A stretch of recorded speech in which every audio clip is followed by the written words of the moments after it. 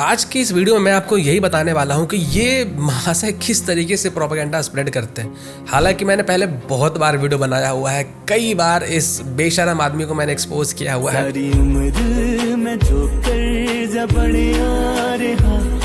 लेकिन ये वीडियो मैं इसको एक्सपोज करने के लिए नहीं बना रहा हूँ, क्योंकि वो मैंने बहुत बार पहले किया हुआ है। मैं ये वीडियो इसलिए बना रहा हूँ ताकि लोगों तक सही इन्फॉर्मेशन पहुँच सके। तो ये अपने वीडियो में बताते हैं कि अडानी किस तरीके से स्कैम कर रहा है, एक स्कैमर है और अडानी हमारे देश को लूट रहा है। वीडियो शुरू करने से पहले यहाँ पर एक चीज मेंशन करनी बहुत जरूरी है दोस्तों, ये पहली बार तो नहीं है कि किसी बड़े कॉर्पोरेट ग्रुप के खिलाफ बड़े बड़े आरोप लगाए जा रहे हो।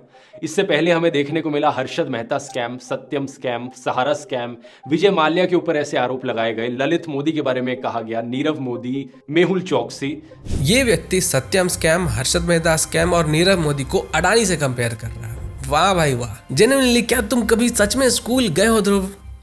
क्योंकि अगर तुम स्कूल गए होते तो तुम्हें ये पता होता कि जब भी हम किसी दो चीज़ को कंपेयर करते हैं तो कंपैरिजन उन्हीं के बीच में होता है जो आसपास हो। ऐसा नहीं कि एक आसमान है और दूसरा ज़मीन है और इन दोनों को हम कंपेयर कर रहे हैं, क्योंकि सच तो ये है कि तुम या फिर तुम्हारे व्यूअर्स दोनों में से किसी एक का बिग ओ कम होता जा रहा है। सीरियसली तुम उन लोगों को कंपेयर कर रहे हो अडानी से जो कि ऑलरेडी स्कैम करके हमारे देश से भाग चुके हैं, भगोड़े हैं। खैर ये तो तुम्हारे पार्टी का सवाल है, इसलिए तुम्हारे पार्टी वाले जो बोलेंगे तुम वही बोलोगे। जिनको अभी तक पता नहीं है कि आखिर पार्टी का सवाल कैसे है, उनको मैं रिकमेंड करना चाहूंगा हमारा ये वीडियो जो मैंने पिछले साल बनाया था। ट्विटर पर ट्रेंड चलाया जाता है #I stand with अडानी।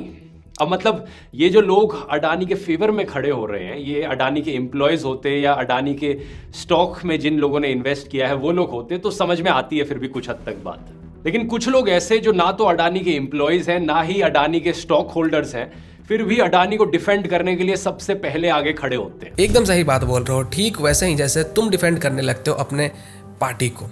जब आम आदमी पार्टी के कोई लीडर्स वायलेंस करते हैं तुम तब भी उनको डिफेंड करते हो, ठीक वैसे ही ये लोग कहते हैं कि अडानी पर सवाल मत करो क्योंकि अडानी एक इंडियन बिजनेसमैन है, अडानी ग्रुप ने इतनी सारी नौकरियां दी हैं, इंडिया की डेवलपमेंट में हाथ बटाया है। किसने कहा है कि सवाल मत पूछो? कौन बोल रहा है कि सवाल मत पूछो? कम से कम एक स्क्रीनशॉट तो दिखा देते, कम से कम एक ट्वीट तो दिखा देते, कुछ तो दिखा देते जिसमें ये बताया गया होगा कि भाई सवाल पूछने से तुम्हें कोई मना कर रहा है। अपने मन से मन ग्रंथ कहानियां बनाना, उसको फैक्ट बोलकर लोगों के सामने रखना कोई इस व्यक्ति से सीखे। ये व्यक्ति देखिए कि अब किस तरीके से लोगों को ब्रेन वॉश करता है। सबसे पहला आरोप है लैंड स्कैम का। ये उस समय की बात है जब नरेंद्र मोदी जी गुजरात के चीफ मिनिस्टर थे।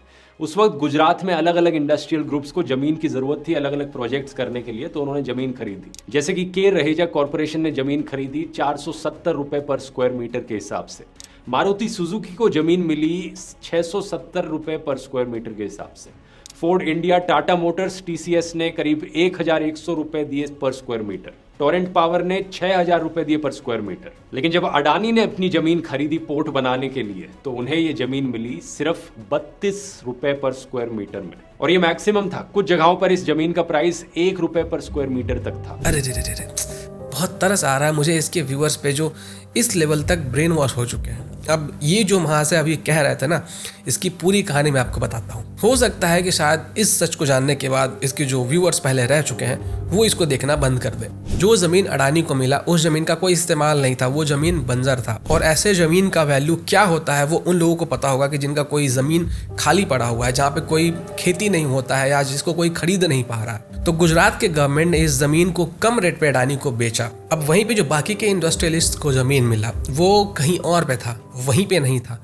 तो अलग अलग जगहों के जमीन के रेट को तुम कैसे कंपेयर कर सकते हो कि दोनों का रेट सेम होना चाहिए या फिर आसपास एकदम होना चाहिए? तुम नेशनल हाईवे के बगल वाले जमीन को कैसे कंपेयर कर सकते हो उस जमीन से जो कि किसी गली के बहुत अंदर है, या फिर उस जमीन से जो कि बंजर है, जहाँ पे कि कुछ भी अवेलेबल नहीं है, आसपास में कुछ भी नहीं है? अच्छा, अभी भी बहुत लोगों को ये लग रहा होगा कि फिर भी जो चीप रेट्स पे अडानी को जमीन मिला वो नहीं मिलना चाहिए था। इतना चीप रेट पे जमीन कैसे मोदी ने दे दिया? ये जो जमीन मिला था अडानी को वो एक बार में नहीं मिला था, वो 4 बार में मिला था। अब इस जमीन का जो पहला पार्ट अडानी को मिला था वो आपको पता है किसने दिया था? वो दिया था खुद कांग्रेस ने। 1993 में गुजरात में कांग्रेस के चिन्मयी पटेल की सरकार थी। तब अडानी को फर्स्ट पार्ट बेचा गया जिसकी कीमत थी 10 पैसे पर स्क्वायर मीटर। फिर 1997 में शंकर सिंह बघेल के गवर्नमेंट में दूसरा प्लॉट मिला सबसे चीप रेट पे, तो खुद कांग्रेस ने अडानी को दिए। ताकि वहाँ पर इन्वेस्टमेंट लाया जाए, उस जगह के ऊपर डेवलपमेंट हो सके। बट ये महाशय ये बात नहीं बताएंगे। तीसरा आरोप है यहाँ पर एयरपोर्ट घोटाले का आरोप, मुंबई एयरपोर्ट का हाईजैक होना। वैसे ये सारे आरोप मैं खुद से नहीं लगा रहा हूँ, इन सब एलिगेशंस को लगाया गया था ऑपोजिशन लीडर्स के द्वारा पार्लियामेंट में।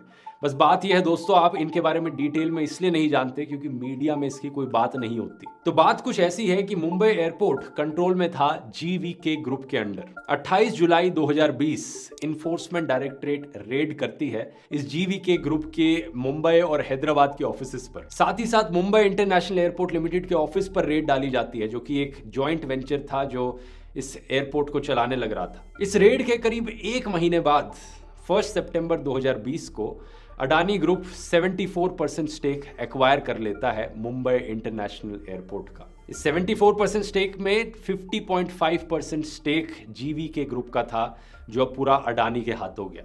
सवाल ये उठाया, क्या ये संयोग है या कोई प्रयोग है?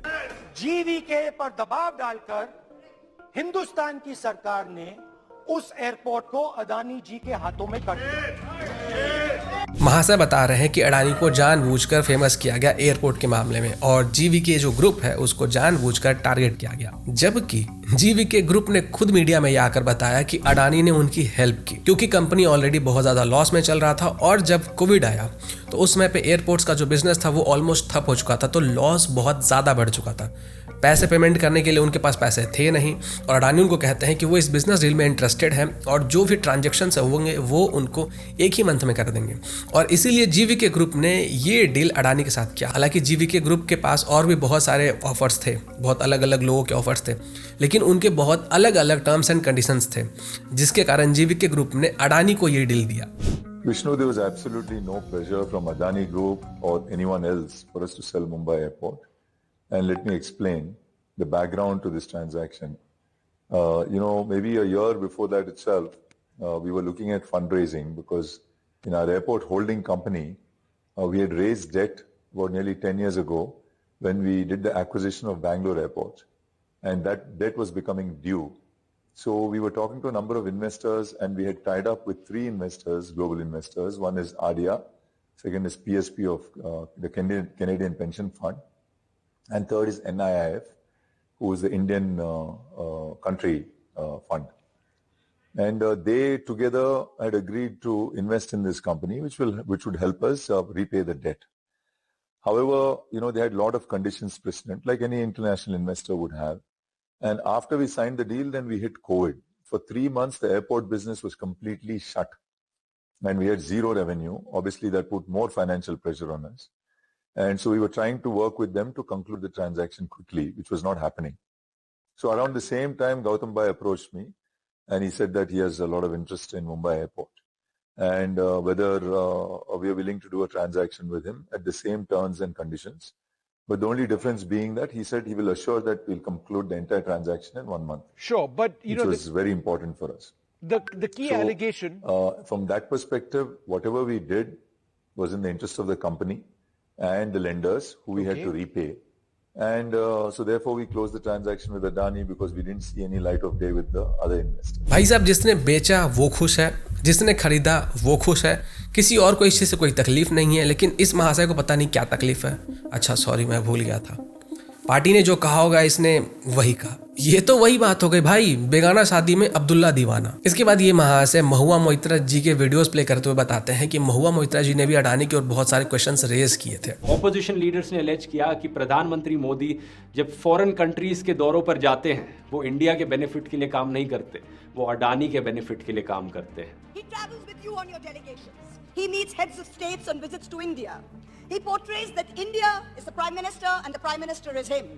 He makes it appear to the world that he is the remote control behind the Prime Minister, and by obliging him, he will be obliging the Prime Minister. अब इसके बारे में जो इसकी जो रियलिटी है ये तो आपको पता ही होगा। मैंने कई बार वीडियोस बना के आपको बताया भी था। जो लोग मेरे वीडियोस रेगुलरली देखते हैं उनको पता होगा कि महुआ मोइत्रा जी ने अडानी के बारे में सवाल क्यों पूछा था। जो लोग भूल चुके उनको मैं बताना चाहूँगा कि हीरानंदानी जी जो कि एक बहुत बड़े बिजनेसमैन है, जो कि राइवल है अडानी के, उन्होंने गिफ्ट दिए और अलग अलग तरीके से फेवर किया महुआ मोइत्रा जी को, और उसके बदले में महुआ मोइत्रा जी ने अडानी के ऊपर सवाल पूछे, और ये चीज खुद हीरानंदानी जी ने कंफर्म किया है। अगला आरोप है शेल कंपनीज को लेकर। महुआ मोइत्रा ने बात करी मॉरिशस बेस्ड शेल कंपनीज की। His group companies have amassed nearly 42,000 crores in foreign portfolio investments from 6 Mauritius-based funds.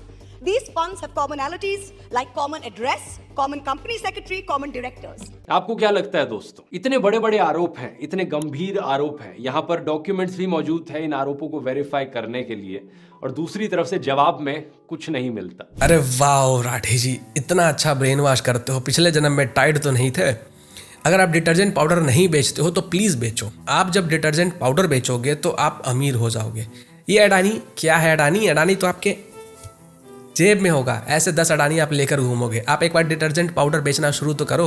इतने अच्छे से आप वाइट वॉश करते हो, दुनिया का कोई ऐसा बेवकूफ़ी व्यक्ति होगा जो आपका डिटर्जेंट पाउडर नहीं खरीदेगा। जिन जिन लोगों के स्टेटमेंट्स, जिन जिन लोगों के एलिगेशंस मिस्टर राठी जी ने शेयर किए, वो लोग खुद और उनके पार्टी खुद अडानी के साथ हाथ मिलाकर काम करते हैं। उनसे इन्वेस्टमेंट्स लेते हैं, उनसे कर्ज लेते हैं, उनसे अपने स्टेट में इन्वेस्टमेंट्स कराते हैं, और ये वहां से उन्हीं के स्टेटमेंट दिखा के कह रहे हैं कि अडानी तो एक स्कैमर है। जैसे कि आप तेलंगाना की बात कर लो, जहाँ पे कि बहुत सारे इन्वेस्टमेंट्स आने वाले हैं, वहाँ की गवर्नमेंट अडानी से हाथ मिला रही है। या फिर आप राजस्थान की बात कर लो, जब राजस्थान के अंदर कांग्रेस गवर्नमेंट थी, उस समय राजस्थान की कांग्रेस गवर्नमेंट के ऊपर अडानी का बहुत बड़ा कर्ज था, और वो कर्ज था क्योंकि इलेक्ट्रिसिटी का जो पेमेंट था वो राजस्थान की कांग्रेस गवर्नमेंट ने किया नहीं था। तो अगर अडानी स्कैमर है तो जिन जिन लोगों ने ये आरोप लगाए हैं उनको अडानी के साथ काम नहीं करना चाहिए था।